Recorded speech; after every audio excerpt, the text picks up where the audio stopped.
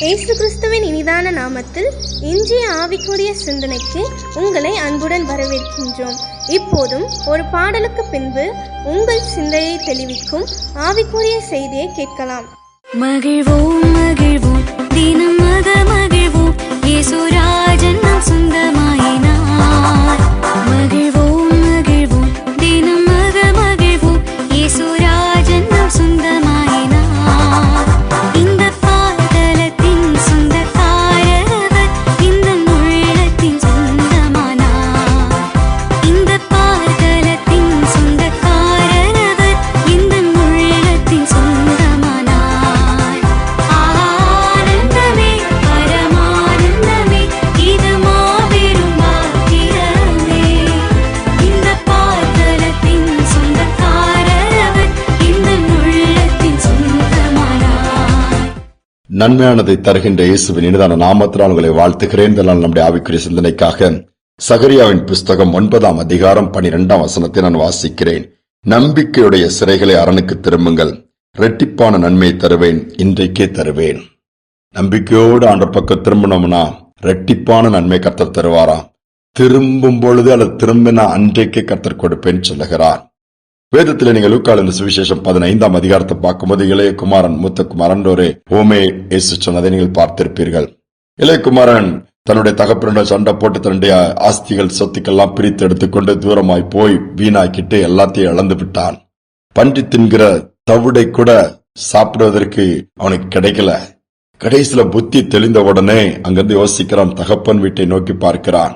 என் தகப்பன் வீட்டுல எவ்வளவு ஆசீர்வாதம் இருக்குது, அவங்களுடைய வேலைக்காரங்க கூட அங்க எவ்வளவு நல்ல ஆகாரம், நான் அதை விட்டு வந்துட்டேன், எனக்கு பன்றி தின்கிற தவிடு கூட கிடைக்கலன்னு சொல்லி புலம்பும் போது எழுந்து என் தகப்பன்ட்ட போவேன், போய் மன்னிப்பு கேட்பேன், உமக்கு முன்பாக பரத்துக்கு விரோதமா பாவம் செய்துட்டேன், இப்படி பிள்ளை அணியை ஏத்துக்காண்டான், ஏன்னா நான் எல்லாத்தையும் இழந்துட்டேன், எல்லா விதத்திலும் உமக்கு கஷ்டம் கொடுத்துட்டேன், என்னுடைய ஆஸ்தியெல்லாம் அழிச்சிட்டேன், பங்கெல்லாம் கெடுத்து போட்டேன், உங்க வேலைக்காரன் ஒருவனாவது வச்சிடுங்கன்னு சொல்லி கேப்பன் எழுந்து வரான்.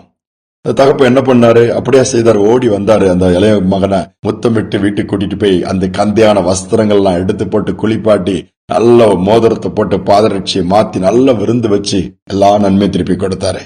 யோசித்து பாருங்களா, தகப்பனிடம் நன்மை குறைபடவே இல்லை.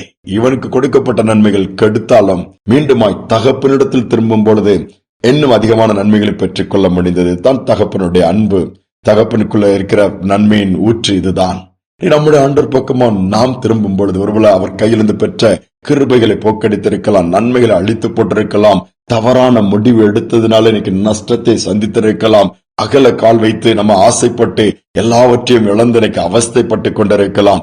எதுவானாலும் சரி, கர்த்தர் பக்கமாய் திரும்பும் பொழுது அவருடைய கண்களில் நமக்கு தயவு கிடைக்கும், அவருடைய கரத்துல இருக்கிற ஆசீர்வாதத்தை கொடுப்பாரு. ஆனா விசுவாசிக்க வேண்டும். நம்ம விசுவாசிப்பதில் யோசிப்போம், ஆண்டவர் கொடுப்பதற்கு ஆயத்தமாகவே இருக்கிறாரு. அது எப்படி நீ எனக்கு கொடுப்பாரு, நான் தான் வீணாக்கிட்டேன்னா இனி எப்படி என்னை எப்படி சேர்த்துக்குவார். இளையகுமாரனுக்கு இந்த பிரச்சனை இருந்துச்சு. ஆனாலும் தகப்பன் கிட்ட வரும்போது தகப்பன் வேலைக்காரனாகவே வைத்தார், இல்லை, மாறாக தன்னுடைய மகனாகவே ஏற்றுக்கொண்டார். இன்று அதை தான் கர்த்தர் செய்ய விரும்புகிறார். ஒரு ஊழியர் ஆலயத்துல பிரசங்கம் பண்ணி கொண்டிருக்கிறார். எல்லாரும் கேட்டுட்டு இருக்கிறாங்க. திடீரென்று தன்னுடைய பாக்கெட்ல கைய விட்டு 500 ரூபா நோட்டு, கொஞ்சம் நோட்டை எடுத்து கையில வச்சுட்டு, இந்த பணம் உங்களுக்கு நான் கொடுக்க விரும்புறேன், யாருக்குமே நான் முன்னாடி வாங்க, நான் உங்களுக்கு கொடுக்கறேன்னதும் யாருமே வரல. ஒருத்தர் வச்சுக்க, இவ்வளவு பணம் 500 ரூபாய் நோட்டு நிறைய இருக்குது, இது எப்படி கொடுப்பாரு அவரு? அப்படி ஒரு கூட்டம். இவர் சும்மா விளையாட்டு காமிக்கிறாரு அல்லது மெசேஜ் டைம் ஜோக் அடிக்கிறான்னு சொல்லி ஒரு கூட்டம் அப்படி இப்படி பார்த்து சிரிச்சிட்டு இருந்தது. இன்னொரு 1-2 பேர் இந்த பணம் அவருக்கு எங்க இருந்து வந்திருக்கும், இந்த அளவு கொடுக்குற மாதிரி நீட்டுறாருன்னு சொல்லி அவங்க எண்ணங்கள் வேற மாதிரி போயிடுச்சு. இப்படியும் ஒருத்தர் யோசிக்கும், ஒரு குட்டி போய் ஓடி போய் இந்த அங்கிள் எனக்கு கொடுங்கன்னு சொன்னான், அப்படியே கொடுத்துட்டாரு. அவன் தேங்க்யூ அங்கிள்னு சொல்லிட்டு போய் உட்காந்துக்கிட்டான். தொடர்ந்து மெசேஜ் ஆரம்பிச்சு இது பண்ணி முடிச்சுட்டு போயிட்டு. ஆனா நிறைய பேர் அப்பதான் ஐயோ நம்ம போயிருக்கலாமே, நம்ம வாங்கியிருக்கலாமே, ஒரு வாய்ப்பை விட்டுட்டோம்னு புலம்புனாங்களாம்.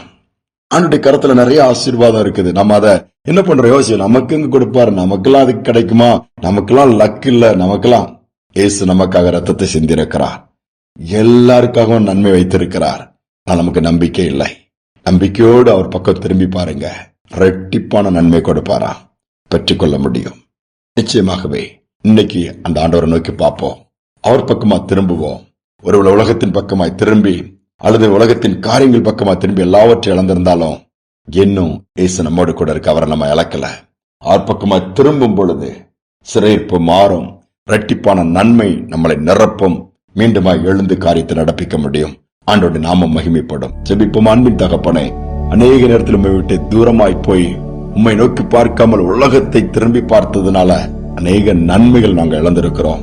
இந்த இளையகுமாரன் திரும்பியும் பக்கம் வரும் பொழுது எல்லாவது நன்மை திரும்ப உண்டானது. அதே போல யாரெல்லாம் பக்கம் திரும்புகிறார்களோ, நஷ்டத்தில் இருக்கலாம், கஷ்டத்தில் இருக்கலாம், கடன் பிரச்சனையில் இருக்கலாம், கைவிடப்பட்ட நிலைமையில இருக்கலாம், தவறான முடிவை எடுத்தது நிமித்தம் இன்னைக்கு எல்லாவற்றையும் இழந்து போய் தரித்திரத்துல தவித்துக் கொண்டிருக்கலாம். என் தேவனை உம்மை நோக்கி பார்க்கும் பொழுது இருதயம் தொய்ந்து போயிருக்கலாம். பூமியின் கடையாந்தரங்கள் உம்மை நோக்கி கூப்பிடும் பொழுது என் தேவன் இறங்கி மேன்மையானதை மேலானதை கொடுத்து உயர்த்துவீராக, நடத்துவீராக. அந்த பாக்கியம் இதை கேட்டுக்கொண்டிருக்கிற ஒவ்வொருவருக்கும் உண்டாகட்டும். நாமம் மகிமைப்படட்டும். துதிகனமை ஏற்றுக்கொள்ளும் இயேசுவின் நாமத்தில் பிதாவே, ஆமேன், ஆமேன். நம்பிக்கையோடு ஆண்டவருக்கு நேராக திரும்புவோம். இரட்டிப்பான நன்மை தருவார், இன்றைக்கே தருவார். இந்த சிந்தனையோடு இந்த நாளை தொடருவோம். மீண்டும் நாளை தினம் சந்திப்போம். இரட்டிப்பான நன்மைகள் தந்திட இயேசு வாக்களித்ததே.